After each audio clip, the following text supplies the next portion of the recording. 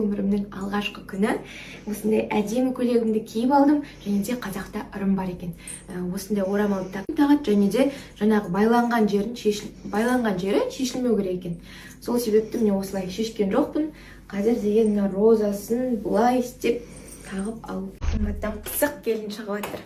Тым уайымдамаңыздар, барлығын сықайтып жинастырып, астында күшті қылып, енді қонақтарға дастархан дайындап қойдым. Келіп жатқан адамдар болса, тек қана шайын беріп, сөйтіп күшті болып жатырмыз. Мамам маған мына көйлегіңді шеш, демал, штапеліңді киіп ал, өзіңе ыңғайлы көйлек киіп ал деп рұқсат берді. Сол себепті қазір бөлмеме келіп, өзімнің әдемі киімдерімнің арасынан біреуін таңдағалы жатырмын. Жеңешем деген күшті қылып менің шкафым дайындап қойған ғой. Сіздерге кеше посттан көрсеттім ғой міне.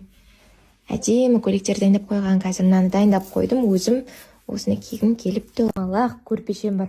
Егер де қонақтар келіп, көп қонақтар болып жатса, дастарханды жерге жайып, осыны өзімен бірге арқалап жүремін. Осының үстінде отырып, қасымда самаурыным тұрады. Сонымен осындай дөңгелек көрпешеде отырамын, достар. Тағы не бар менде? Көрсетейін сендерге бөлмемді. Осылай живой көрсетіп шығайын. Мынау менің үкім. Түсіп қалды, жаңа бүйтіп іліп жіберу керек бірдеңемен. Көз осыған тисін деп, маған тимесін деп, осы жеріме іліп алып жүрем. Сосын, мына жақта не бар? Мына жақта жеңешем деген күшті қылып дайындап қойған заттары бар. Мынаны қараңыздар. Косметичкамды мынаның ішіне салып қойдым уже. Қазір шымылдықты ілейін деп жатырмыз, ілгелі жатырмыз. Солай әдемі, мына жақта розалар тұр. Мына жақта ішетін соктарымыз.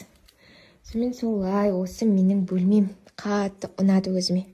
Мына жақта каблуктарым, мына жақта мыналарды орналастыру керек, чемодандарымды кеше келіп үлгерген жоқпын, әлі үлгерген жоқпын. Мына жақта тапочкаларым бар, орамалдарға дейін барлығын күшті қылып дайындап қойған.